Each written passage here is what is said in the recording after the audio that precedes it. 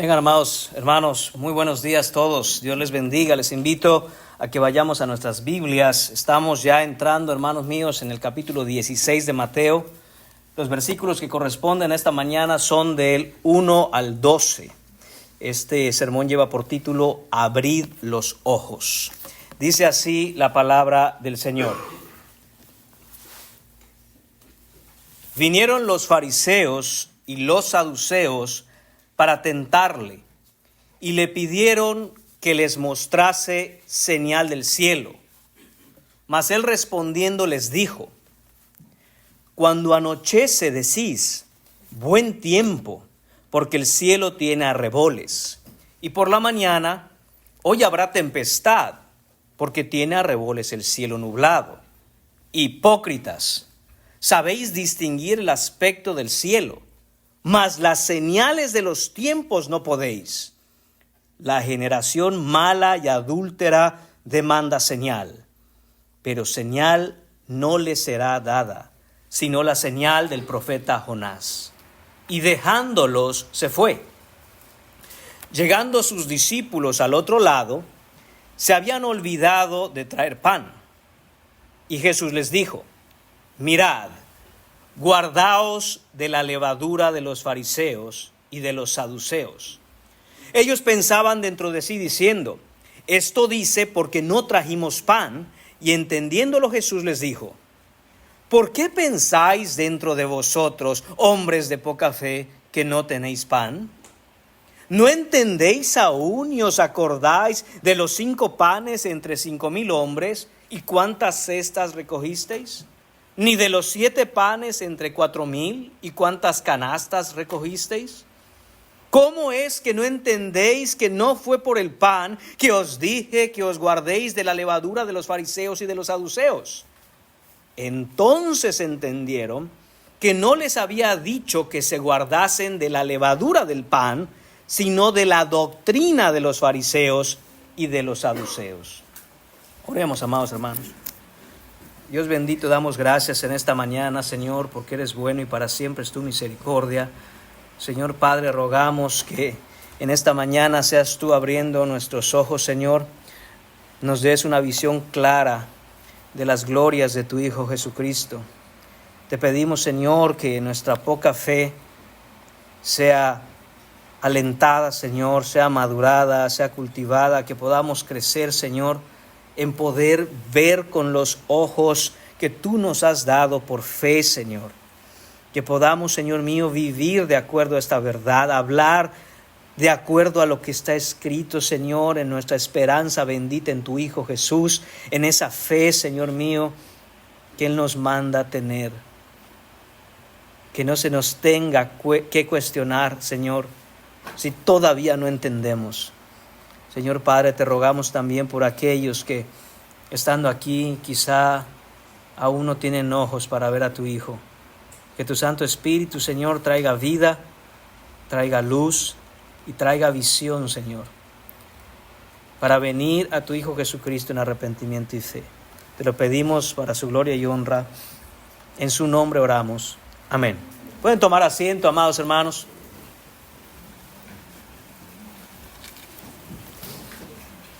Como decíamos, el título de este sermón ya de entrada es una exhortación a todos nosotros.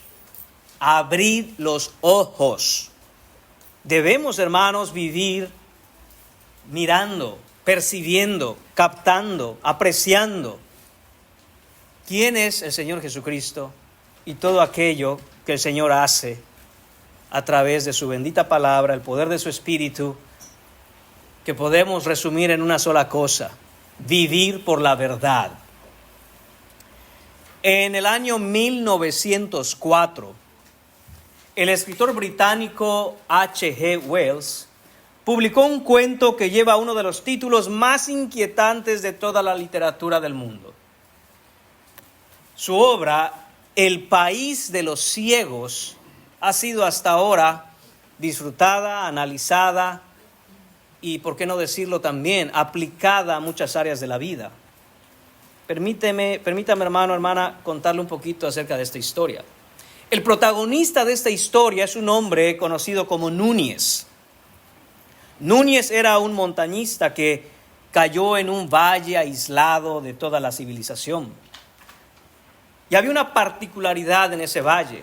Ahí había una aldea donde todos, absolutamente todos, habían nacido ciegos. Llevaban aproximadamente 15 generaciones viviendo en total ceguera.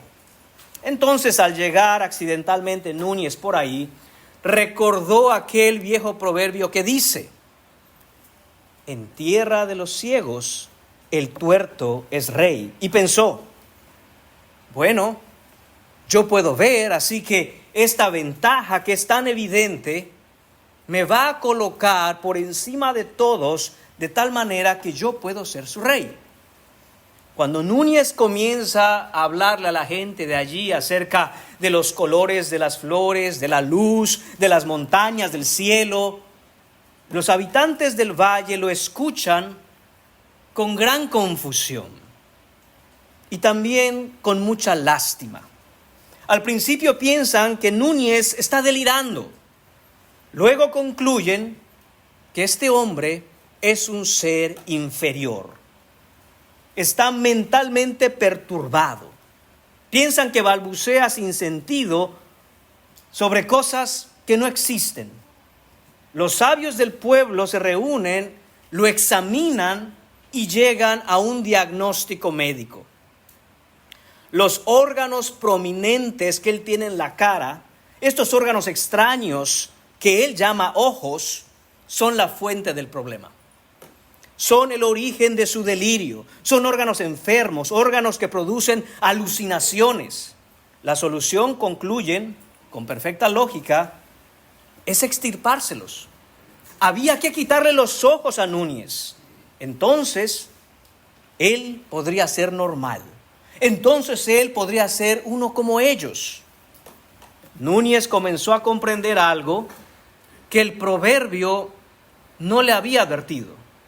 Porque poder ver no lo hizo rey del valle, sino que lo hacía molesto, lo hacía incómodo, porque la visión no siempre es apreciada. El poder ver incomoda, porque desestabiliza las creencias de un grupo, porque hace que aquellos que han creado, fundamentado toda una civilización basado en su perspectiva de la ceguera, ahora son puestos a prueba con sus creencias.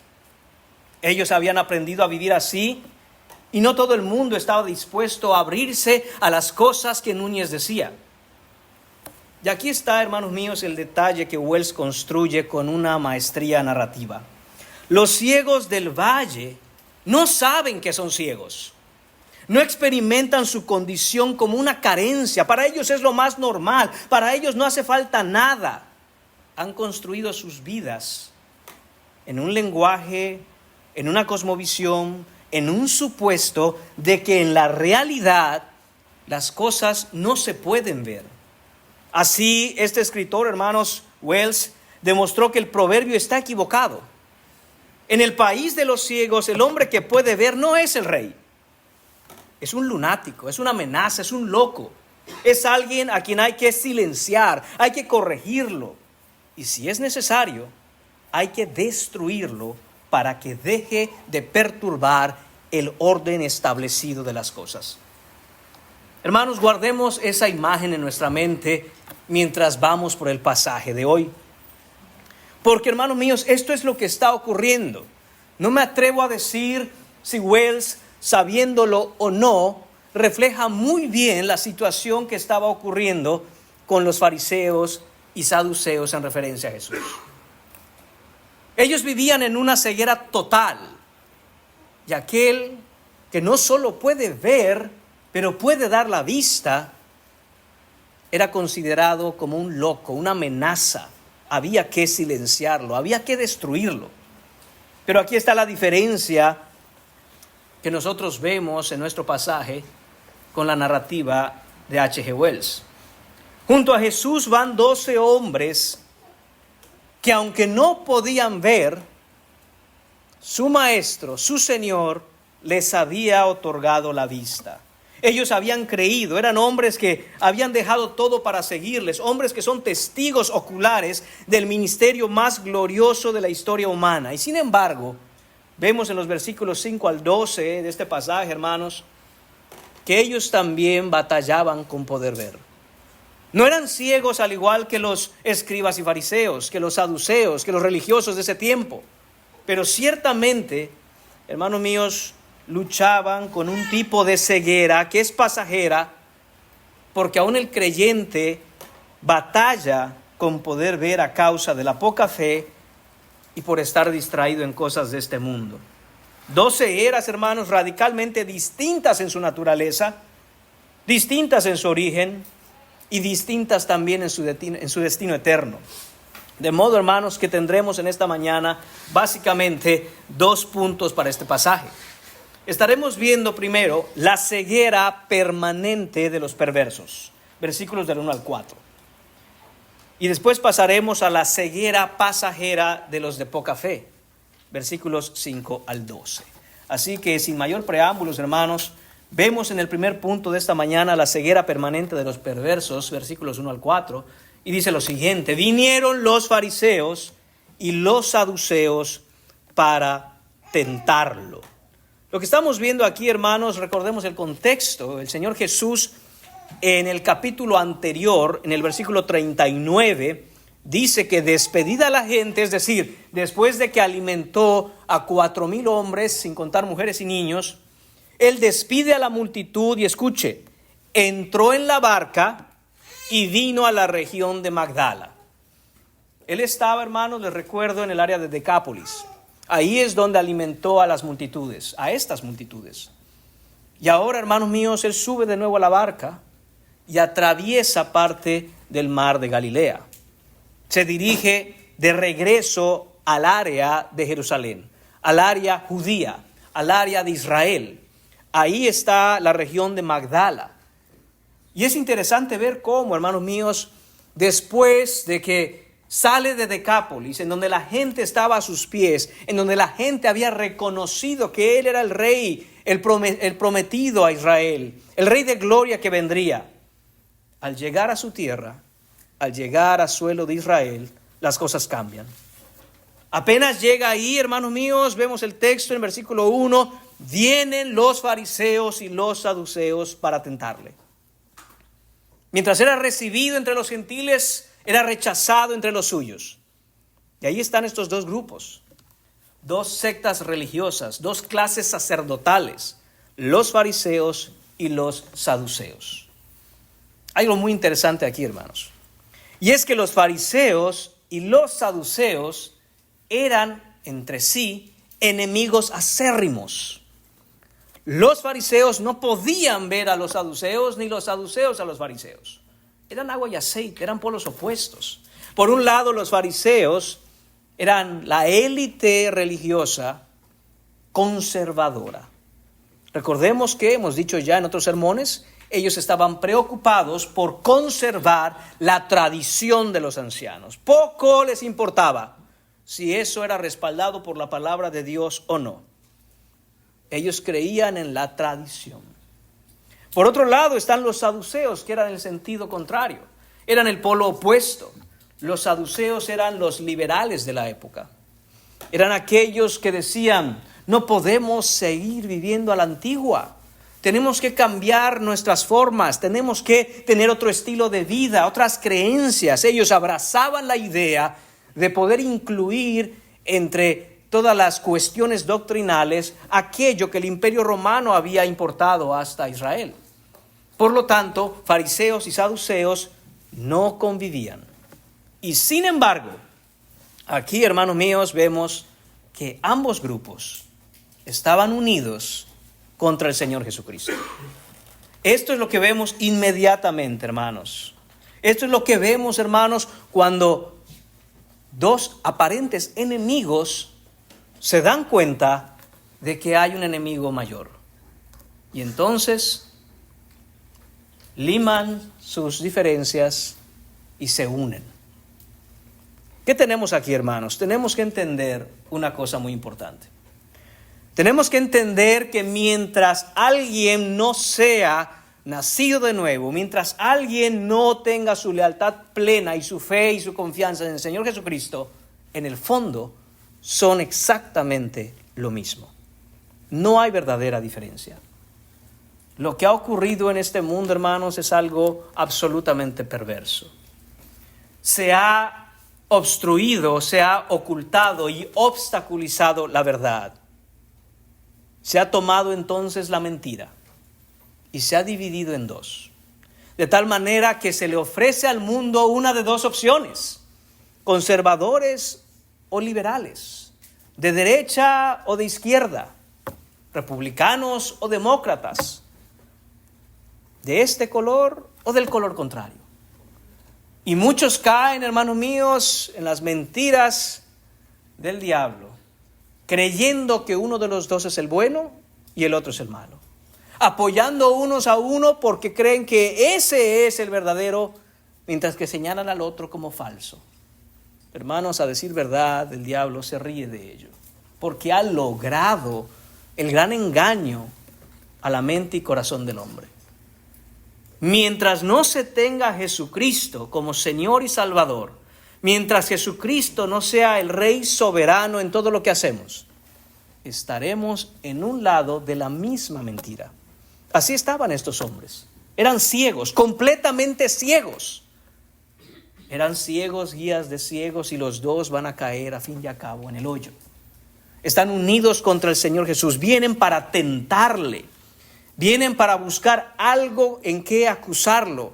Vienen para probar si su doctrina, si su persona, si lo que hacía, si su ministerio era real o no. Vienen con toda la intención, hermanos míos, de encontrar en él algo reprochable. Lo que vemos aquí, hermanos míos, es el espíritu del anticristo que opera en todos los hijos de desobediencia. Lo que vemos aquí, hermanos, es cómo el hombre quiere ponerse por juez de Dios. Y eso lo vemos hasta el día de hoy. Ellos quieren tentarlo. Y dice que le piden que muestre una señal del cielo. De nuevo, vemos el corazón del hombre sintiéndose juez de Dios. Y hasta el día de hoy sigue siendo lo mismo. Usted puede compartir el evangelio con alguien, usted puede hablar las buenas nuevas de la salvación que se encuentra en Jesucristo, y algunos dirán: yo no creo en esas cosas, yo no creo en Dios, que Dios me demuestre a mí que es real para que yo crea en Él. Hermanos, qué osadía tan grande, qué atrevimiento tan peligroso el querer sentar en el banquillo de los acusados a Dios y nosotros ponernos en la silla del juez. No, hermanos, esto nunca es así. Qué locura sería que un hombre traído ante un tribunal se presente ante el juez y le diga: demuéstrame primero que tú eres el juez de esta sala, porque no voy a dar razones de nada. Hermanos, ningún hombre haría eso. Por el contrario, hasta el hombre que habla blasfemias contra Dios, con tal atrevimiento, con tal descaro, cuando viene el tribunal humano, y si por algún motivo está en problemas con la ley y lo lleva a juicio, está temblando de miedo. Y sería incapaz siquiera de atreverse a hablarle al juez de una manera inapropiada. Hermanos, y esto es lo que pasa aquí. Aquellos que son los culpables, aquellos que están bajo juicio, vienen a decirle al juez: a ver, pruébame que tú en verdad eres el enviado, que tú en verdad eres el Hijo de Dios, que tú en verdad estás aquí como aquel Mesías prometido que la tradición señala. Esto es lo que quieren ellos, hermanos. Pero en esa petición, en esa demanda, está también el diagnóstico terrible de su ceguera.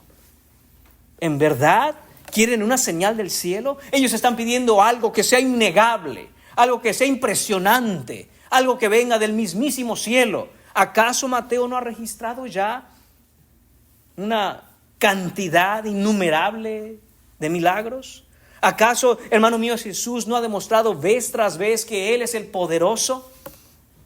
que Él ha dado sanidad a personas, ha multiplicado panes y peces. Ciertamente, cuando leemos, hermanos, que Jesús fue a su bautismo, una voz se escuchó desde el cielo que dijo: este es mi Hijo amado en quien tengo complacencia. Y el Espíritu, en forma de paloma, desciende sobre Jesús, ungiéndolo para su ministerio. ¿No estaban ahí los fariseos ese día? Lea el texto. Ahí estaban. De tal manera, hermanos míos, que lo que están diciendo ellos es una verdadera barbaridad. Como dije, es un atrevimiento terrible. ¿Cómo se atreven estos hombres a pedir una señal del cielo? Esto es lo que vemos, hermanos, en Romanos capítulo 1. En Romanos capítulo 1, hermanos, se nos deja claro que todo aquel que no cree no es por falta de evidencias, no es por carencia de hechos que confirmen que nuestro Dios es real, es verdadero y de hecho es el único Dios. Mire lo que dice el versículo 19: porque lo que de Dios se conoce les es manifiesto, pues Dios se los manifestó. Versículo 20, estoy leyendo Romanos 1, hermanos. Porque las cosas invisibles de Él, su eterno poder y deidad, se hacen, escuche, claramente visibles desde la creación del mundo, siendo entendidas por medio de las cosas hechas, de modo que no tienen excusa. No hay nadie, hermanos míos, en este planeta Tierra que tenga excusa para decir: yo no sabía que había un Dios. Yo no sabía que existía un Dios. Dios se los ha revelado y manifestado. El ateo más ateo que existe, hermanos míos, sabe que hay un Dios. Y nos dice el versículo 21: pues habiendo conocido a Dios, no le glorificaron como a Dios, ni le dieron gracias, sino que se envanecieron en sus razonamientos y su necio corazón fue entenebrecido. Ahí está, hermanos, la razón por la cual estos hombres, estos grupos, fariseos y saduceos, no pueden ver la realidad de lo que tienen enfrente. Son ciegos. Como en la historia de H.G. Wells, estos hombres no pueden ver. Todo lo que Jesús dice, todo lo que Jesús predica, todo de lo que Jesús habla, para ellos es inexistente y concluyen: este hombre está loco, es un lunático, está mal de la cabeza. Porque no pueden ver. No pueden ver absolutamente nada. Juan capítulo 12, versículo 37 nos dice: a pesar de que Jesús había hecho tantas señales delante de ellos, escuche la palabra, tantas señales, la idea es innumerables señales, no creían en Él. Hermanos, hay algunas razones por las cuales esta ceguera es profunda. La primera de ellas es el juicio de Dios contra ellos. Dice el texto de Juan capítulo 12, versículos 39 a 40, por esto no podían creer, porque también, dijo Isaías, cegó los ojos de ellos y endureció su corazón para que no vean con los ojos y entiendan con el corazón. Ahí está una de las primeras razones por las cuales estos hombres no pueden ver. Este es el juicio de Dios sobre el rechazo persistente, constante, obstinado, reiterado contra el Señor Jesús. No es que Dios, hermanos, entendamos bien esto, los cegó por gusto. No es que ellos eran víctimas inocentes. Es que después de años de rechazar deliberadamente la luz, Dios confirmó la elección que ellos habían hecho, los dejó en la oscuridad que habían elegido. La ceguera de ellos es su resultado. Además, hermanos, hay otra razón. El apóstol Pablo, en la segunda carta a los Corintios, capítulo 4, versículos 3 y 4, nos deja claro esto.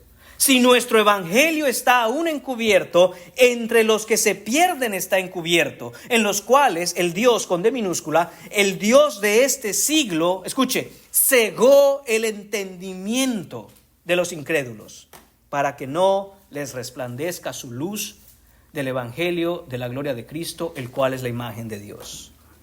Ahí está la segunda razón, hermanos. El diablo actúa como alguien que ciega activamente las mentes de las personas no regeneradas, no nacidas de nuevo, que no han puesto su fe en Jesucristo. Pero note una cosa, el diablo no puede cegar a quien no quiere ser cegado. No podemos atribuir ni culpar al diablo del hecho de que alguien no quiera venir a creer el Evangelio. No, hermanos. La realidad es que el diablo trabaja con la inclinación del corazón pecaminoso, el corazón rebelde. No trabaja en contra de ella, sino con ella. Los fariseos no eran víctimas del diablo, eran sus colaboradores voluntarios. Como cualquiera que pudiera estar aquí sentado y aún no tiene su fe en Jesús. Pero hay una tercera razón, hermanos, para esta ceguera. La tercera razón es el mundo. Este mundo, este sistema de valores, ambiciones y filosofías que se organiza en torno al yo. No en torno a Cristo, no en torno a Dios, sino al yo. El mundo les ofrecía a los fariseos y saduceos exactamente lo que ellos buscaban. Posición, honor, poder, admiración pública. Y para tener eso, tenían que rechazar a Cristo. Y lo rechazaron. Así hoy también mucha gente rechaza a Cristo porque ama el mundo. En la primera carta del apóstol Juan, él nos previene. En el capítulo 2, versículo 15 a 17, dice lo siguiente: no améis el mundo ni las cosas que están en el mundo. Si alguno ama al mundo, el amor del Padre no está en él. Porque todo lo que hay en el mundo, los deseos de la carne, los deseos de los ojos y la vanagloria de la vida, no provienen del Padre, sino del mundo. Y el mundo pasa y sus deseos, pero el que hace la voluntad de Dios permanece para siempre. Los fariseos amaban el mundo, hermanos, amaban lo que el mundo les daba, y ese amor confirmó su ceguera. Eran triplemente ciegos. De ahí, hermanos, en el versículo 2 vemos cómo el Señor Jesucristo desenmascara su hipocresía. Dice el versículo 2, mas él respondiendo les dijo, escuche bien, cuando anochece decís buen tiempo, porque el cielo tiene arreboles, y por la mañana hoy habrá tempestad, porque tiene arreboles el cielo nublado. Y escuche la manera en que Jesús no los insulta, los diagnostica, los desenmascara. Les dice, hipócritas, sabéis distinguir el aspecto del cielo, mas las señales de los tiempos no podéis. La respuesta de Jesús, hermanos, es una obra maestra de confrontación rabínica. Note qué está pasando aquí. Jesús, con su omnisciencia, con su sabiduría, conociendo lo que realmente está sucediendo, los llama hipócritas. Ustedes son unos hipócritas. Primero y para empezar, son hipócritas porque recordemos de nuevo, fariseos y saduceos están unidos. No que son archienemigos, no que son acérrimos rivales, o no, ahora están del mismo lado de la moneda. No tienen convicciones, no están firmes en lo que creen. Esta es la vida del hombre sin Cristo. A conveniencia siempre van a estar, hermanos míos, del lado que les produzca algún tipo de ganancia, por algún tipo de interés, por alguna razón que les conviene. Hermanos, y esto es lo que ocurre hoy en día. Los fariseos y saduceos no eran las únicas élites de aquel entonces, habían más, pero aquí se nos mencionan estas dos.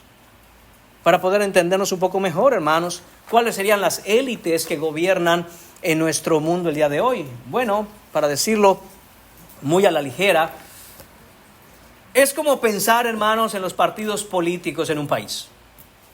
Si usted piensa en los partidos políticos de su país, usted sabrá cuáles son. Y usted sabrá quién está en confrontación con cuál. Pero yo le aseguro una cosa. Ambos, o los que hayan, son exactamente lo mismo. Lo que los mueve es el poder, el prestigio, el dinero. Lo que los mueve es estar precisamente ahí, en la élite. Si usted todavía se cree de que uno es el bueno y el otro es el malo, usted no ha entendido absolutamente nada de la vida. La Biblia nos dice claramente y nos da el ejemplo hoy de los fariseos y saduceos.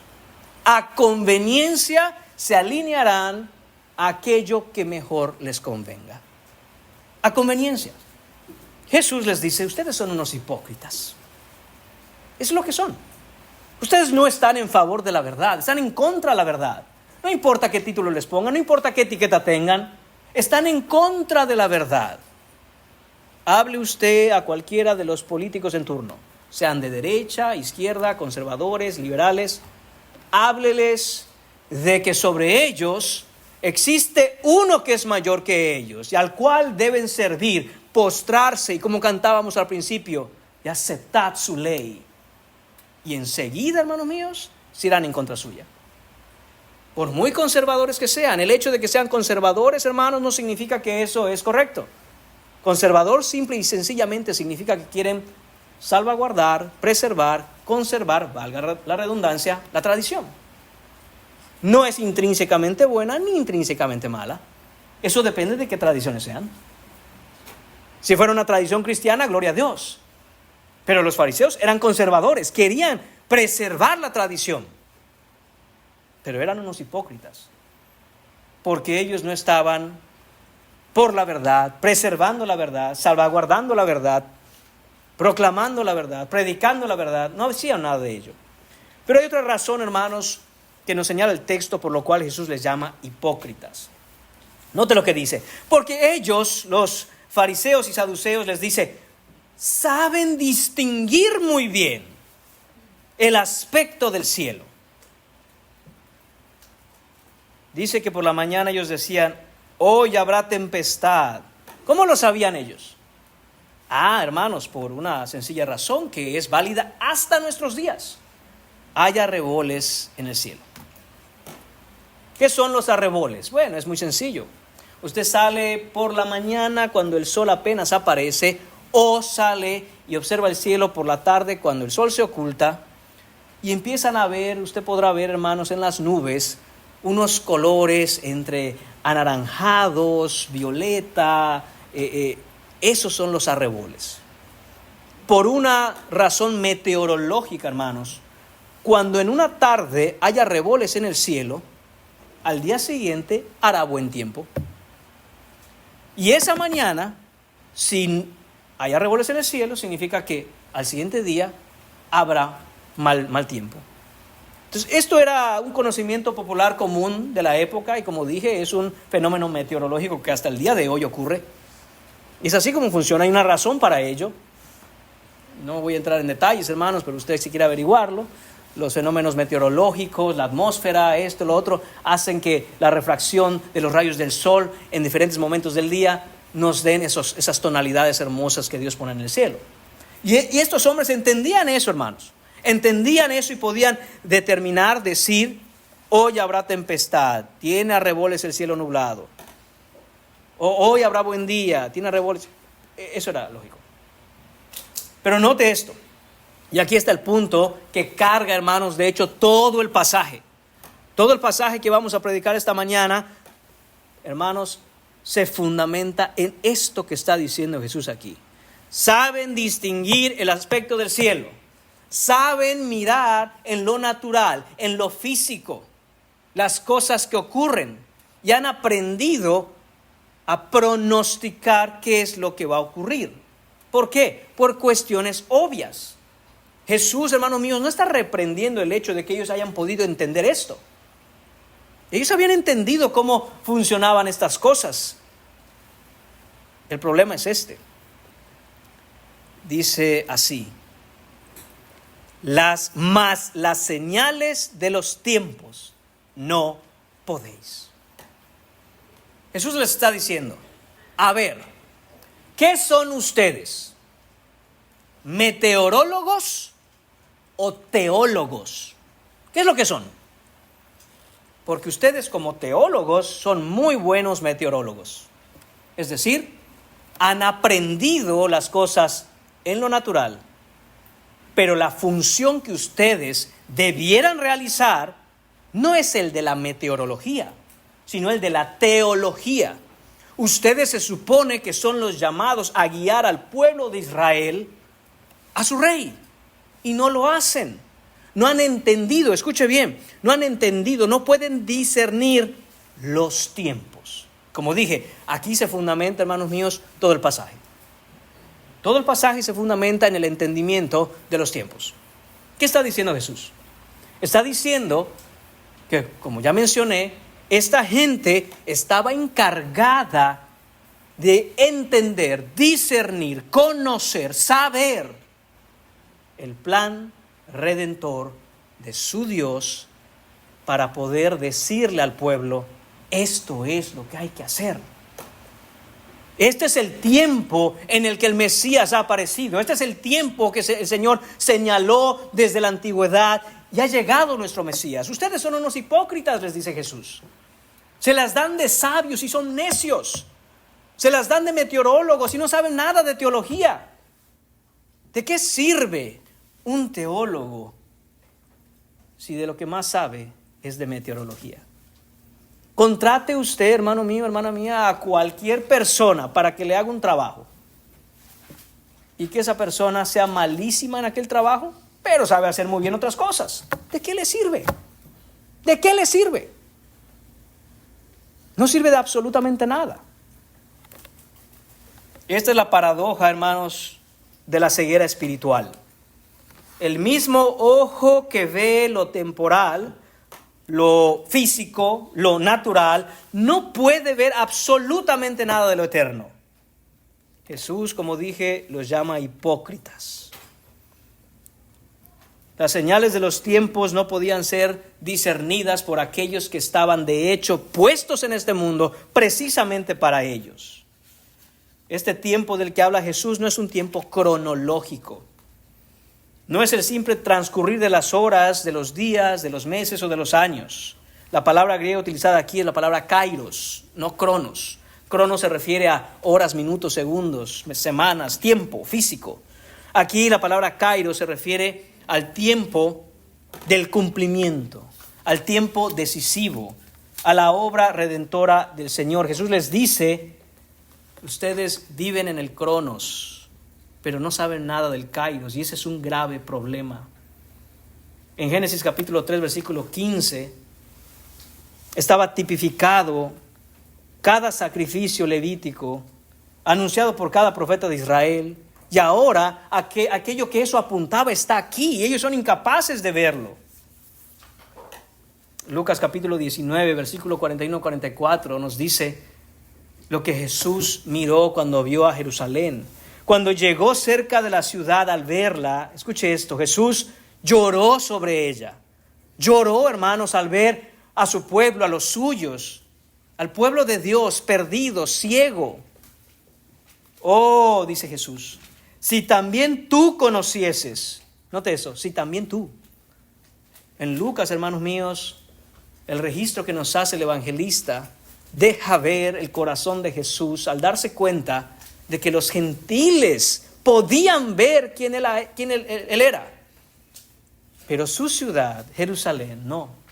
Por eso dice el texto, oh, si también tú conocieses, a lo menos en este tu día, lo que es para tu paz, mas ahora está encubierto de tus ojos, por cuanto no conociste el tiempo de tu visitación. Y esa palabra tiempo, de nuevo, es la misma utilizada en nuestro pasaje de Mateo. No conociste el tiempo de tu visitación. Dios vino a habitar entre su pueblo y su pueblo no lo reconoció. A lo suyo vino, dice Juan, y los suyos no le recibieron. Mas todo aquel que le recibió le dio potestad de ser hecho hijo de Dios. Hermanos, y este es el problema que enfrentamos hasta el día de hoy.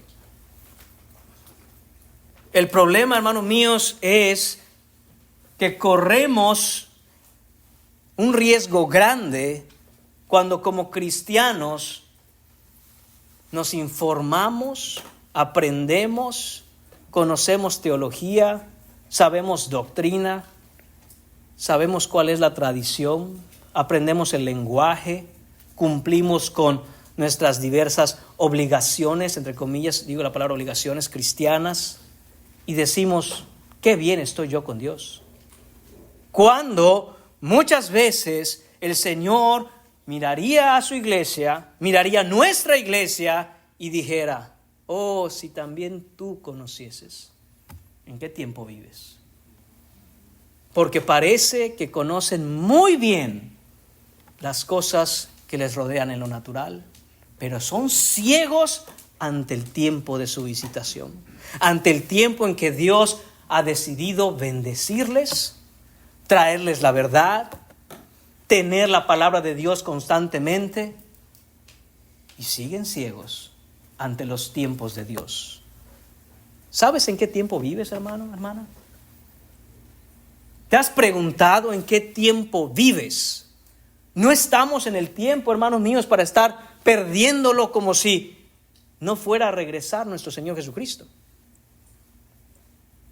El Señor Jesucristo dijo en otra ocasión que Él regresará como ladrón en la noche, cuando menos lo esperemos. ¿Y qué pasará de los siervos? Los siervos deben estar diligentemente ocupados en la obra a la cual el Señor les ha mandado. Gozoso, dichoso, bienaventurado el siervo que cuando el Señor venga le haya siendo así. ¿O no hemos entendido, hermanos míos, los tiempos en los que vivimos? Cuando uno, hermanos, lee Eclesiastés, nos damos cuenta de que Salomón habla mucho precisamente de los tiempos, de la vanidad de las cosas. Y nos damos cuenta de algo, que hay tiempo para todo, dice él. Hay tiempo para reír, y hay tiempo para llorar, tiempo para alegrarse, tiempo para endechar. ¿En qué tiempo vives, hermano? Déjame decirte una cosa. Si entiendes los tiempos del Señor, no es tiempo para reír, hermano. No lo es. No es tiempo para estar de fiesta en fiesta. No lo es. Espiritualmente hablando, hermanos, estamos en tiempos absolutamente difíciles. Absolutamente difíciles para nuestra fe, para la condición de la iglesia, para el avance del reino de este lado del mundo en el cual nos ha puesto el Señor para hacer la obra. Vemos, hermanos, cómo todo aquello que se fundamentó sobre la verdad del Evangelio está siendo atacado. Todo aquello que se puso como base y fundamento para una sociedad que deba adorar, amar y servir a Cristo está siendo despedazado por todas partes. Y nosotros, hermanos míos, no podemos estar mirando el cielo y decir, hace buen tiempo porque hace arreboles.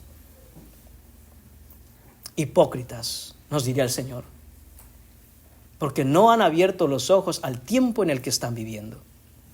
No han abierto los ojos al tiempo de lo que el Señor está haciendo y quiere hacer a través de su iglesia. No podemos ser, hermanos míos, una iglesia acomodada al mundo. Y cuando digo acomodada al mundo, no solo, hermanos míos, me refiero a aquellas cosas que no podemos dejar entrar a la iglesia, que son lógicas, la perversidad, la inmoralidad y todo este tipo de cosas. No solo eso, que la iglesia no puede vivir de acuerdo al tiempo y ritmo en que el mundo va. Porque entonces, ¿cuál sería la diferencia? Porque entonces, hermanos míos, si el mundo entero va camino al infierno, ¿la iglesia también? No, hermanos, la iglesia camina en sentido opuesto al mundo. Por eso no amamos al mundo y las cosas del mundo. Ni la vanagloria de los ojos, ni los deseos carnales, ni nada de eso. Debemos entender, hermanos, que el creyente lleno de la Escritura, iluminado por el Espíritu, necesita leer los tiempos con los ojos de la fe. No con los ojos del psicólogo en turno, del sociólogo de ahorita, no con el ojo del político, no con esos ojos, hermanos. Con el ojo del hombre que conoce la palabra. Romanos capítulo 12, versículo 2. Muchos ya se lo saben. No os conforméis a este siglo, sino transformaos por medio de la renovación de vuestro entendimiento. Vuestro entendimiento. ¿Cómo estás entendiendo las cosas que ocurren a tu alrededor?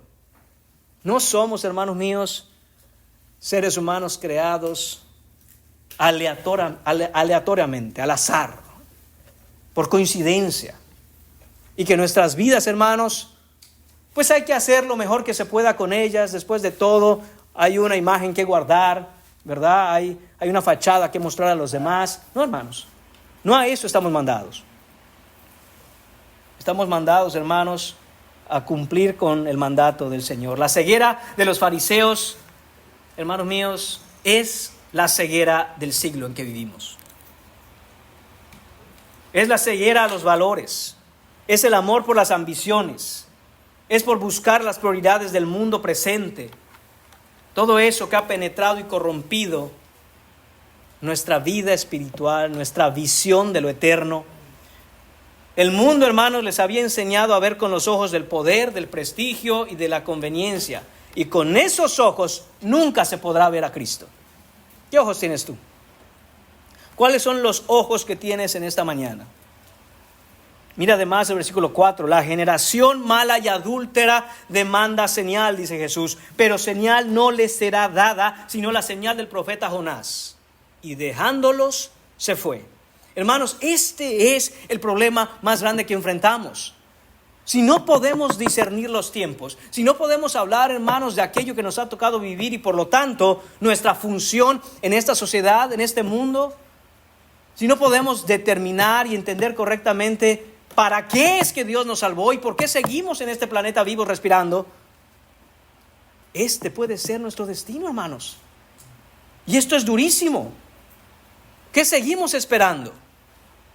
¿Qué seguimos esperando? A que Dios nos dé una señal, como si Él no nos ha dado su palabra, en donde podemos nosotros entender con claridad, con precisión, con lujo de detalles, todo lo que hay en el corazón del Padre.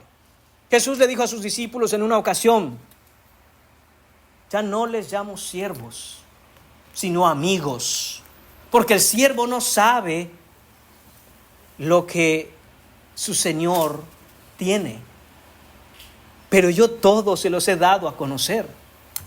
No dijo les he dado parte de la revelación de Dios. Él dijo todo se los he dado a conocer. Absolutamente todo. Pero no podemos, hermanos, continuar esperando una señal del cielo.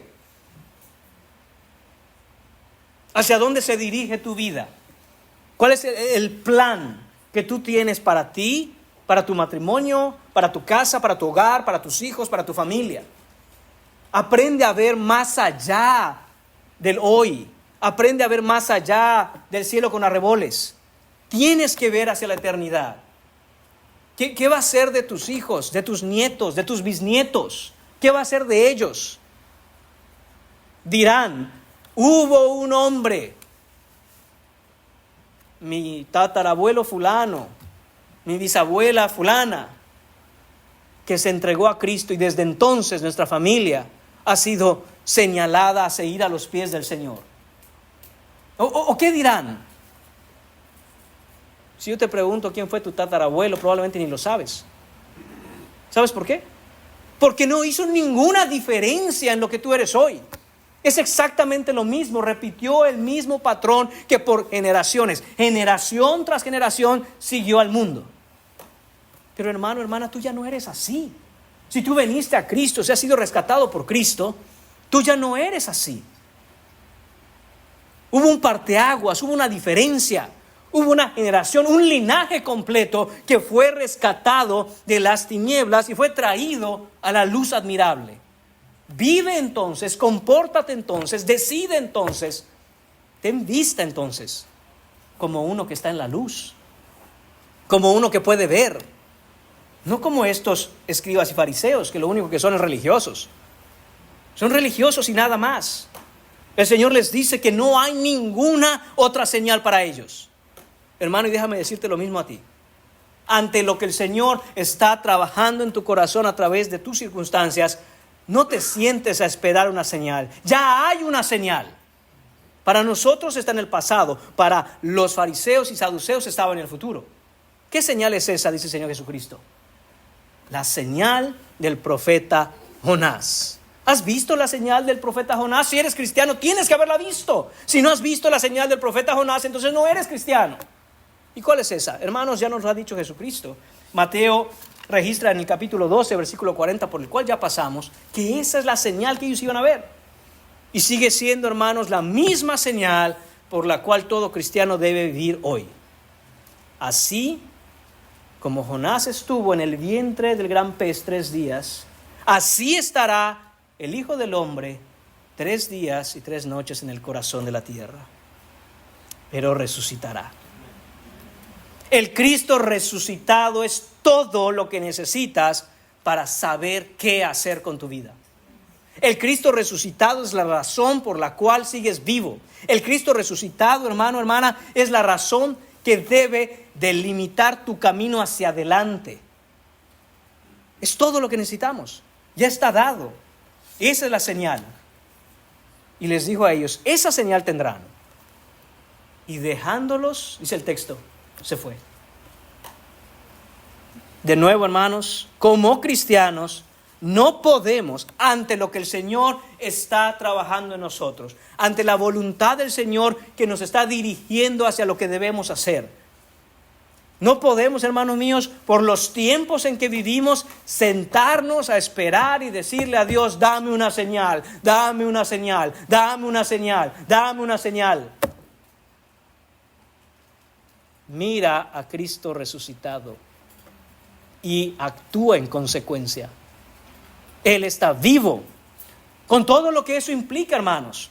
Soberanamente, mientras orábamos, uno de los hermanos, usted sabe que siempre oramos aquí antes de empezar, dijo esto y por lo general estoy, hermanos, desde que llego el domingo a la iglesia, estoy repasando el sermón en la cabeza. Usted me ve saludando y todo, pero mire, aquí en la cabeza está para no olvidar las cosas que son importantes. Y el hermano oraba y dijo esto, y dije, amén, esto viene para el sermón, así que esto no es mío, es de un hermano. ¿Qué esperanza hay en un hombre muerto? Ninguna. Aquel que tiene o un Jesucristo muerto que no es el falso, o cualquier otro Salvador que no es cierto, que se siente a esperar señales, nunca les llegarán. Pero aquel, hermano mío, que ha puesto su fe en Jesucristo, ahí hay esperanza. Y el Cristo resucitado es todo lo que necesitamos para nosotros vivir para Él, servirle a Él, seguirlo a Él, amarlo a Él y dar nuestra vida por Él. Él está vivo. Él está absolutamente vivo. El Señor Jesús se da la vuelta y se va. Los abandona, los deja ahí. No viene un terremoto, hermanos, no viene un trueno, no viene fuego del cielo. Jesús simplemente se da la vuelta y los deja ahí. Esto es, hermanos míos, lo que vemos en Romanos capítulo 1. En los versículos 24, 26 y 28, cuando usted lee Romanos 1, al describir la pecaminosidad del hombre, en 3 ocasiones, el Señor dice que los entregó. A esa gente que era rebelde ante Él, a esa gente que sigue siendo hasta hoy rebelde contra Dios, dice el Señor, los entregó a sus pasiones pecaminosas, los entregó a una mente reprobada, los entregó a lo que ellos quieren hacer. No sabemos cuándo, hermanos míos, eso está en la sola potestad de Dios. Él decide hacer esto con un hombre, con una mujer. Pero si estás aquí todavía y estás escuchando el Evangelio, ven a Cristo hoy. Ven a Cristo en arrepentimiento y fe. No esperes a un día en que el Señor se dé la vuelta y se vaya de tu vida. En donde venir a la iglesia, en donde escuchar las cosas del Señor, en donde hablar de las verdades eternas, es igual que tirar alguna semilla en el concreto. Nunca crecerá nada, nunca pasará nada, porque el corazón es de piedra. La ceguera permanente opera entonces, hermanos, en esa intersección de 3 fuerzas. El pecado que suprime la verdad, el diablo que ciega activamente las mentes de las personas, el mundo que ofrece sustitutos atractivos para la verdad, todo esto como un juicio de Dios contra los rebeldes. Así que, hermanos, debemos nosotros considerar lo que estamos viviendo y haciendo. Y no ser como los fariseos, no ser como los saduceos, sin entender los tiempos, sin tener una clara visión de lo que estamos viviendo. Punto número 2 en esta mañana, hermanos: la ceguera pasajera de los de poca fe. Y no olvide lo que hemos hablado hasta ahora y cómo el Señor Jesucristo está reprendiendo y llamando hipócritas a los fariseos y saduceos por cuanto ellos no pueden discernir los tiempos. Dice que llegando sus discípulos al otro lado, ¿qué está sucediendo aquí, hermanos? Recordemos de nuevo, Jesús está en el área de Magdala. Ahí es donde tiene este encuentro con los fariseos y saduceos. Ahora, hermanos míos, ellos vuelven a la barca y se van hacia el otro lado. ¿Cómo lo sabemos? Porque en el versículo 13, que estaremos contemplando en la siguiente predicación, Jesús va a la región de Cesarea de Filipo. Entonces ellos están ahí y llegan al otro lado. Y dice que se habían olvidado de traer pan. Y Jesús les dijo: mirad, guardaos de la levadura de los fariseos y de los saduceos. Ellos pensaban dentro de sí diciendo: esto dice porque no trajimos pan. Note de nuevo a los discípulos. Hermanos, es que es un claro reflejo de lo que somos nosotros. No una ocasión, sino en 2 ocasiones ya Jesús toma lo escaso, lo insuficiente, lo multiplica. Eso es una señal que apunta a quién Él es. Hemos hablado de esto ya el miércoles pasado. Hermanos, y aquí nuevamente los discípulos, cuando Jesús les dice inmediatamente después de la confrontación con los fariseos y saduceos, les dice: hey, cuídense de la levadura de los fariseos. Ellos escuchan levadura, se dan cuenta que no tienen pan. Marcos nos dice que tenían solo un pan. Y dicen: es eso. Seguramente Jesús nos está reprendiendo porque no trajimos pan otra vez. Seguramente Jesús ya se cansó de hacer el milagro de los panes y los peces. Seguramente estamos en problemas. Seguramente, el pan. Esto nos indica que aún estando con Jesús, siguiéndolo, aprendiéndolo, ministrando con Él, los discípulos, al igual que nosotros, tienen su mirada puesta en lo físico, en la provisión física, en la necesidad natural. ¿Qué vamos a hacer? No hay pan. Yo imagino, hermanos, y quiero aclarar, siempre que hago esto, lo enfatizo, esto es producto de lo que yo pienso, no está escrito. Pero me atrevo a pensar que los discípulos estaban avergonzados, apenados, y no querían decirle a Jesús: otra vez no tenemos pan. Otra vez no tenemos pan. Como pensando que, bueno, ya Jesús nos ha librado 2 veces, creo que es tiempo de que nos empecemos a preparar mejor. Y otra vez están sin pan. Pero, hermanos, no es lo que el Señor Jesús está diciendo aquí. Cuando Él les dice: mirad, guardaos de la levadura de los fariseos, notemos eso. Mirad, que es: presten atención, despierten, abrid los ojos, abran los ojos. ¿Y qué hacen?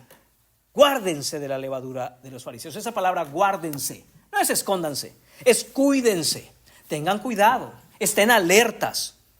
Deben ustedes estar extremadamente pendientes de que esta levadura no les infecte. Esto que acaban de presenciar los discípulos, esto que sucedió en el enfrentamiento con los fariseos y saduceos, Jesús les dice: ¿vieron qué pasó ahí? ¿Vieron cómo hablan ellos? ¿Ven lo que ellos persiguen? ¿Ven su doctrina? ¿Ven las cosas que ellos hacen? Cuidado, ustedes no deben dejar que su levadura los infecte. Guárdense de su levadura, guárdense de lo que ellos hacen, dicen, predican, la forma en que viven, sus ambiciones, sus deseos, todo eso, todo lo que implica eso. Jesús no les habla del pan físico, les habla de lo que representa esa levadura, que en lenguaje bíblico es siempre consistente con un símbolo de influencia que penetra, no de manera directa, sino que penetra de una manera lenta, poco a poco, sin que nos demos cuenta. Cuando nos damos cuenta, ya es demasiado tarde. Y eso es lo que le está diciendo a sus discípulos. Y eso es lo que nos dice el Señor Jesús hoy a todos nosotros. Debe tener cuidado y debe de tener absolutamente todas las alarmas encendidas contra la levadura, es decir, contra las enseñanzas, las ideas, las filosofías de los fariseos y de los saduceos. Por un lado, ya dijimos que los fariseos guardaban la tradición. Guárdese usted de estar pendiente de las tradiciones cuando éstas están en contra, cuando están en oposición a la palabra de Dios. Pero también guárdese de todo aquello que es nuevo. Son nuevas ideas. Hagamos esto en la iglesia. Hagamos mejor así. Es que el mundo ha cambiado. Entonces debemos ofrecer un evangelio que esté de acuerdo a las necesidades del mundo de hoy. Guárdense de este tipo de doctrinas.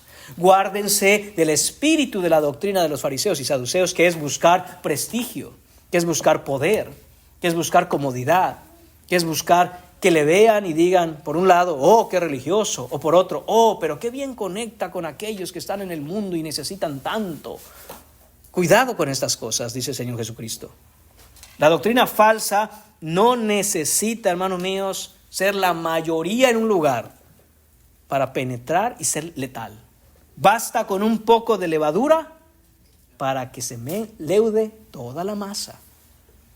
¿Usted cree, hermano, hermana, que no importa lo que usted de manera individual y personal haga con su vida, siempre y cuando venga a la iglesia? ¿Usted cree que no importa para la iglesia?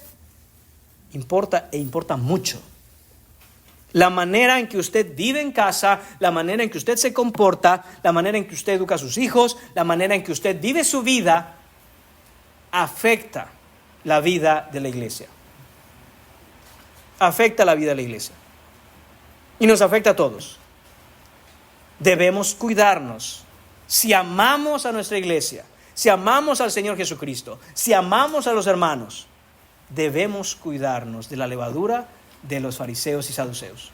Debemos cuidarnos, hermanos míos, de las influencias que hay en este mundo. No es igual, no da igual. No crea, bueno, esa es mi vida y con mi vida yo hago lo que yo quiera. En la iglesia voy y me siento, me pongo muy guapo y muy bonita el domingo y me siento a escuchar la predicación y en mi casa hago lo que se me da la gana. No es así, hermanos. La Escritura nos informa, nos enseña que somos un cuerpo y que si un dedo se duele, todo el cuerpo se duele. ¿Usted le ha dolido un dedo? Usted no dice, ay, ese dedo, pero qué bueno que todo lo demás está bien. No. Todo usted está mal por el dolor de una parte del cuerpo. Del mismo modo, hermanos míos, cuando en la iglesia un miembro, una familia, anda mal delante de Dios, afecta a toda la congregación. De un modo u otro. Es una levadura que empieza a leudar toda la masa. Y ese es el problema. Hermanos míos, continúa el versículo y después de esto, mire lo que le dice el Señor Jesucristo a sus discípulos. Entendiendo Jesús, les dijo, note cómo Él no les pregunta, Él no escucha lo que están diciendo, Él conociendo de manera omnisciente lo que sus discípulos están diciendo, les dice, ¿por qué pensáis dentro de vosotros, hombres de poca fe, que no tenéis pan? ¿No entendéis aún? ¡Wow, hermano! ¡Qué exhortación tan dura! Jesús les dice, han estado conmigo, han visto los milagros, he multiplicado panes y peces, he hecho un montón de cosas. Y cuando les digo, cuídense de la levadura de los fariseos y saduceos, ¿ustedes están pensando en pan? ¿Es en serio? Todavía no entienden. Oh, hermanos, ¿cuántas veces el Señor Jesús no nos diría lo mismo hoy? Fulano de tal, pon tu nombre ahí. Todavía no lo has entendido. Todavía no has entendido. Ay, ¿por qué me pasa esto? Ay, ¿por qué me pasa aquello? Ay, pero todavía no lo has entendido. ¿Cuántas veces el Señor tiene que obrar de tal forma que es claro, es evidente muchas veces para todos los que te rodean? Y tú, seguro es el pan. Por eso es que, entiéndaseme, seguro es algo y atribuyes eso a algo físico. ¿No? Le dije que no desconectara el hecho de que Jesús, al reprender a los fariseos y saduceos, está hablando del entendimiento de los tiempos. A esto mismo se está refiriendo Jesús aquí. Todavía no has entendido. Todavía no han entendido las cosas. ¿Por qué pensáis dentro de vosotros? Note esto. hombres de poca fe. Hace poco acaba de decirle a una mujer cananea, grande es tu fe, mujer. Y a estos discípulos les dice, ustedes todavía no han entendido. Hombres de poca fe. Todavía no captan, todavía no ven, no tienen ojos para ver con claridad. ¿No entendéis aún ni os acordáis? Importantísimo, hermanos. ¿Ven el problema? No se acuerdan, no recuerdan. No hay en su mente una memoria espiritual. De eso se trata aquí. Hay gente que es muy despistada, hermanos. Me considero una de esas personas. De pronto, oye, ¿dónde dejé tal cosa? Mire, yo actúo en automático. Agarro las cosas y van a donde siempre las dejo. Las cambian de lugar o por algún motivo la pongo en otro lugar, ya me perdió. ¿Dónde está? Aquí las dejé. Pues si ahí las hubiera dejado, ahí estarían. Pero no están ahí. Hermanos, pero no es de esta memoria la que el Señor nos habla. Eso tiene solución. Póngase a buscar las llaves y las encuentra. Gloria a Dios que en la casa, ¿verdad?, tenemos otras personas que nos ayudan. Pero hermanos, en lo espiritual debemos desarrollar memoria. Memoria de aquello que el Señor nos ha dicho. Memoria de aquello en lo que el Señor ha obrado. Memoria de aquello en lo que el Señor pone su mano para proveernos, bendecirnos, protegernos, guiarnos. El Señor, hermanos, no actúa tontas y locas. Él actúa consistentemente con su carácter. ¿Por qué pensamos que ante una situación algo ha hecho el Señor, pero que en una situación muy similar, quién sabe qué hará el Señor? Como diciendo, a ver cómo se levantó hoy Dios. A lo mejor y se levantó de buenas y quiere bendecirme, a lo mejor no. No, hermanos. Bendito sea Dios. Uno de sus atributos, una característica de Él es que es inmutable. Sus misericordias son para siempre. Él nunca cambia. Bendito Dios por eso. Si Él cambiara, no sería Dios. Porque cuando hay un cambio, ese cambio o es para mejorar o es para empeorar. Pero Dios no puede mejorar, porque Él es perfecto en todas sus perfecciones, en todos sus atributos y perfecciones. Pero tampoco puede empeorar, porque no sería Dios. Por lo tanto, es consistente, nunca cambia. Él es el mismo ayer, hoy y siempre, el que era, el que es y el que ha de venir. Y el Señor les está diciendo aquí, ¿qué pasó? No tienen memoria. Y les dice, 5 panes entre 5,000 hombres. ¿Y cuántas cestas recogisteis? ¿No se acuerdan de los 7 panes entre 4,000 y cuántas canastas recogisteis? ¿No se acuerdan de lo que acaba de pasar? Lo que les está diciendo Jesús es, yo soy el pan de vida. Yo estoy aquí y soy su provisión. Yo no les quiero dar provisión. Yo soy su provisión. Ese es el punto que está haciendo Jesús aquí. Dejen de preocuparse por las cosas que no se tienen que preocupar y dedíquense a poner la mente, el corazón, el alma, las energías, todo en entender mi voluntad y lo que yo voy a hacer. Jesús está diciendo, hermanos, estás conmigo, preocúpate por las cosas de mi reino. En Mateo 6:33 ya nos ha dicho esto el Señor, después de darnos una gran enseñanza acerca del afán y la ansiedad. No os preocupéis por lo que has de comer, por lo que has de beber, por lo que has de vestir. No se preocupen por eso. Así vive el hombre que no tiene a Dios.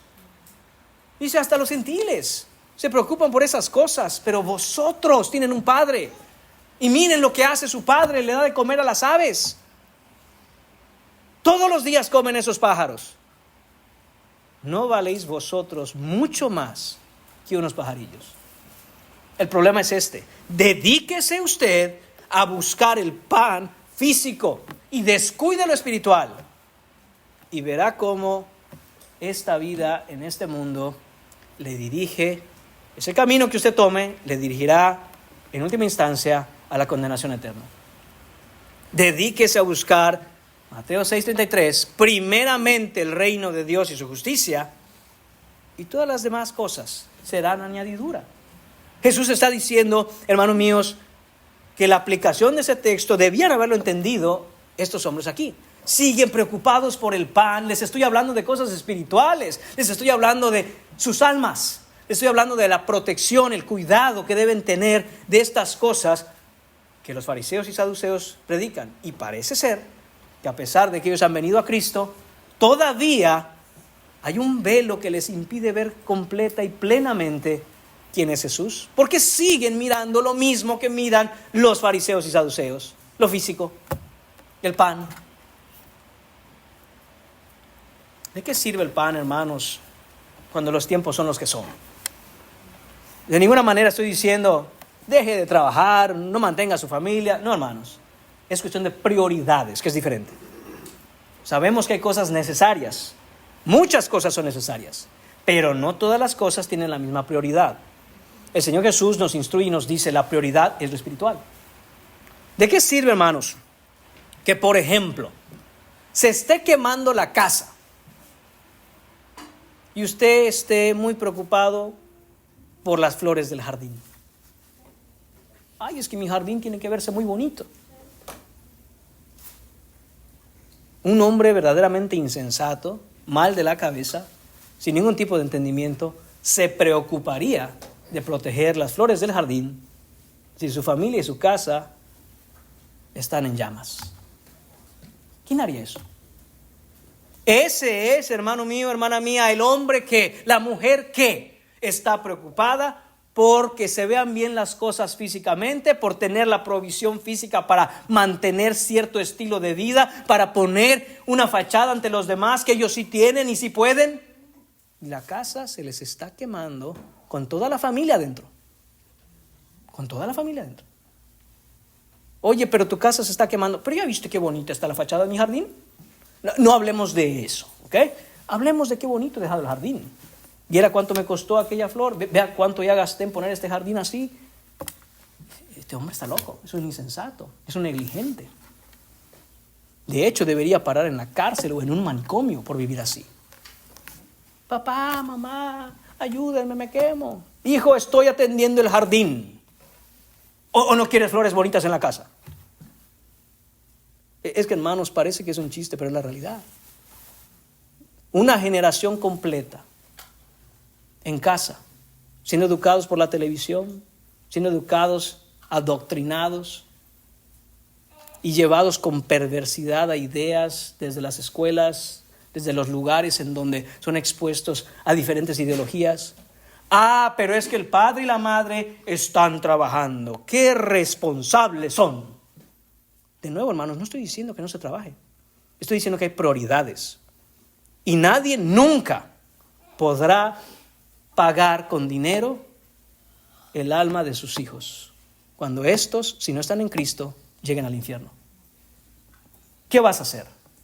¿Vas a pararte ante Dios y decir, pero mira qué jardín tan bonito construí, pero se te quemó la casa?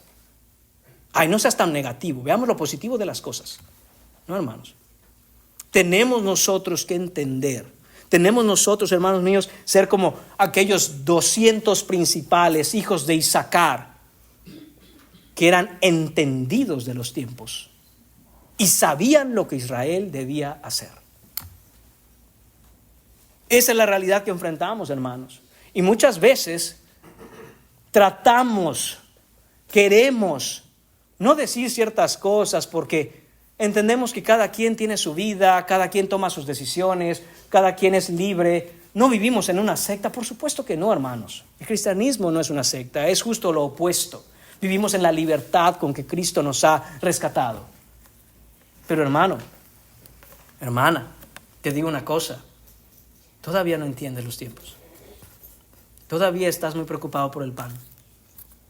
Mira la reprensión que hace el Señor y les dice a sus discípulos, hombres de poca fe. El punto no es que no tenían fe, sino que esa fe estaba supuesta a madurar, a crecer, a ser más grande, a entender, a quitar los obstáculos que impiden el poder ver el camino por el cual debemos caminar. No podemos decir simplemente, bueno, pero es que aunque tenga uno una fe como un granito de mostaza, con eso basta. Hermanos, ese es el inicio, con eso basta para entrar. Pero una vez estando en los caminos de Dios, esa fe tiene que crecer, porque ese es el punto de la semilla de mostaza. que es así de pequeña, pero crece y se hace como un gran árbol. Y no podemos simplemente excusarnos y decir, es que aunque tenga fe como un grano de mostaza, puedo decirle a los montes que se muevan. Sí, el punto que está haciendo Jesús es algo tan grande como la salvación de tu alma. Es alcanzable con tener fe, aunque sea pequeña.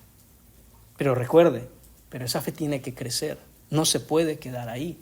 No porque no sea suficiente, sino porque la naturaleza de esa semilla de fe es que crezca.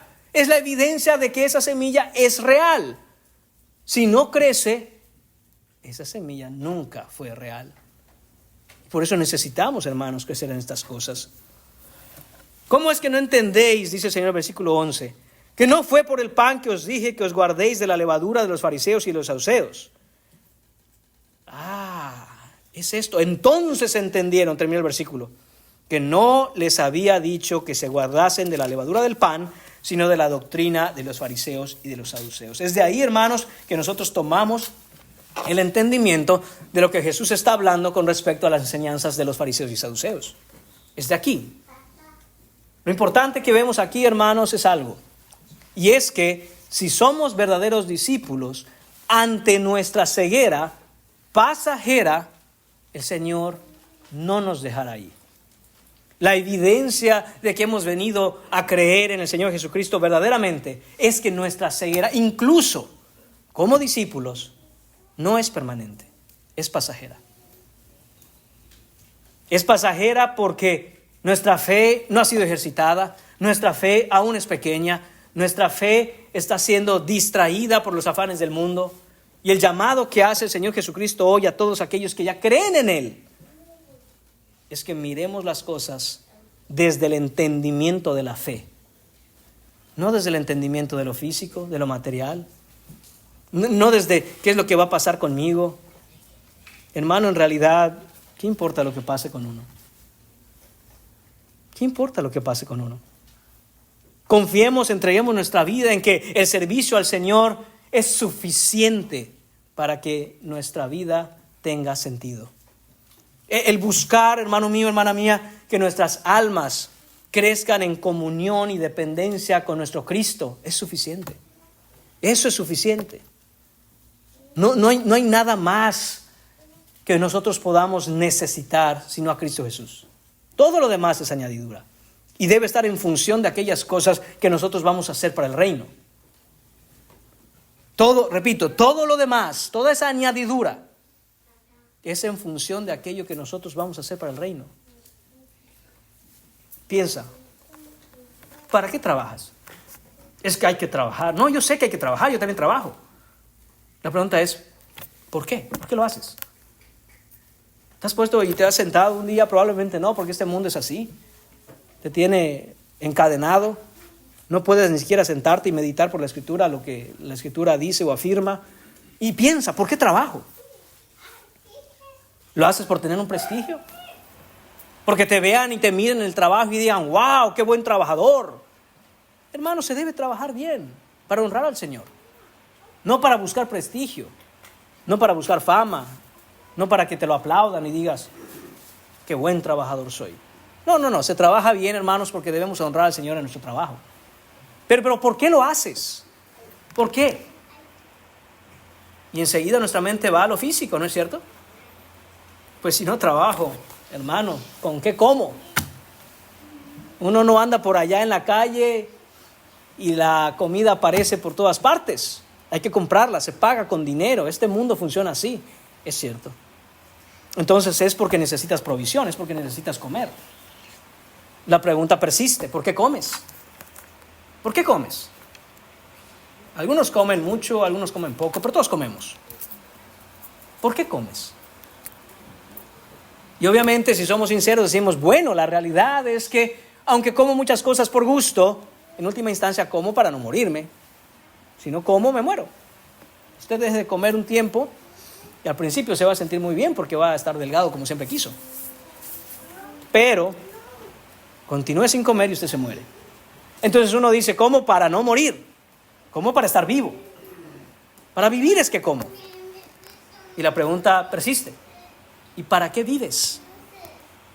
¿Para qué vives? Esa es la pregunta que tenemos que hacernos y esa es la pregunta que tenemos que respondernos. ¿Para qué vives? ¿Cuál es el sentido de tu vida? ¿Para qué naciste? No me digas que trabajas para comer y que comes para vivir y así hasta que te mueras y llegues al infierno. ¿Qué clase de vida es esa? El Señor no tuvo en su plan redentor el hecho de que nosotros trabajemos en este mundo como mulas para un día acumular bienes y dejarlos quién sabe dónde y quién sabe con quién y acabar 3 metros bajo tierra con el alma en el infierno. Ese no es el sentido de la vida. Déjame decirte cuál es el sentido de la vida. El fin último del hombre es glorificar a Dios y gozarse de Él para siempre. El que no ha entendido a eso no está viviendo. Está vivo, pero no vive. Es un esclavo, muerto en delitos y pecados. Esclavo del sistema, de este mundo, ciego, que no puede discernir nada de lo que tiene enfrente. Nada de lo que tiene enfrente. Hermanos, voy a cerrar con algunas aplicaciones. La primera es para los creyentes de esta congregación. La primera exhortación, hermanos, es esta. Debemos cultivar el hábito deliberado de recordar las obras de Dios en nuestra vida. Debemos ser intencionales en ejercitar nuestra memoria espiritual. Debemos ser intencionales con eso. Hermanos, me declaro culpable, soy el primero. Muchas cosas ha hecho el Señor en mi vida, de unas me acuerdo y de otras no. Pero tal vez, si desarrollo el hábito y soy intencional en anotarlas, en conmemorarlas, en hacer algo para decir, hey, esto hizo el Señor. Esto hizo el Señor. Porque nos pasa algo, hermanos, que es muy peligroso. Cuando estamos en medio de la situación, cuando estamos en medio del problema, cuando estamos en medio de la aflicción, el Señor responde, el Señor obra, el Señor nos contesta esas oraciones. Y sabemos que es Él. Pero espérese que pasen 6 meses. Y uno dice, bueno, no sé si fue Él. Porque ese día recuerdo que pasó esto y bueno, en ese momento estaba... No, fue el Señor, que no se te olvide. Fue Él quien hizo esas cosas. No importa lo que en 6 meses pienses. Ese día el Señor demostró con evidencias su poder, su misericordia, su amor. Fue Él. Vemos en el Antiguo Testamento que este era el mandato de Dios a Moisés. Levanten un altar y cuando tus hijos pregunten, ¿por qué está ese altar ahí? Porque entonces decían lo que Dios había hecho. No te voy a decir que llenes tu casa de altares y todo eso, El punto es, aprendamos a ser intencionales en tener memoria espiritual de lo que Dios ha hecho. Segunda cosa, seamos, hermanos, hábiles, adiestrados en detectar la levadura de los fariseos y saduceos. Vivimos en un momento de la historia en que la iglesia es bombardeada con ideas que se presentan como cosas buenas, hermanos, cuando no lo son.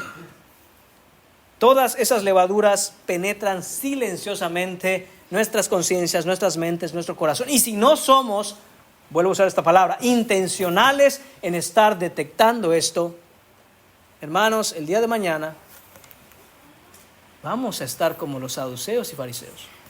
Tengamos cuidado. Tengamos mucho cuidado. Una de las preguntas que más me inquietan, más me pone nervioso, porque sé que son de las más peligrosas, es esta. Hago tal cosa y tal cosa y tal cosa. ¿Pero qué tiene de malo? Hermano, ese ¿pero qué tiene de malo? Es muy peligroso. Ese ¿pero qué tiene de malo? Es el eco de la pregunta en el jardín del Edén de la serpiente a Eva. ¿Con qué Dios ha dicho? ¿Qué es lo que dijo Dios realmente? Tengamos mucho cuidado, hermanos. Cuando decimos, hago esto y esto y esto, pero no tiene nada de malo porque desde que tengas que excusarlo, desde que tengas que esconderlo, desde que tengas que mejor no mencionar ciertas cosas, no vaya a ser que el hermano tal o la hermana tal vayan a tener alguna idea que no es. Cuidado.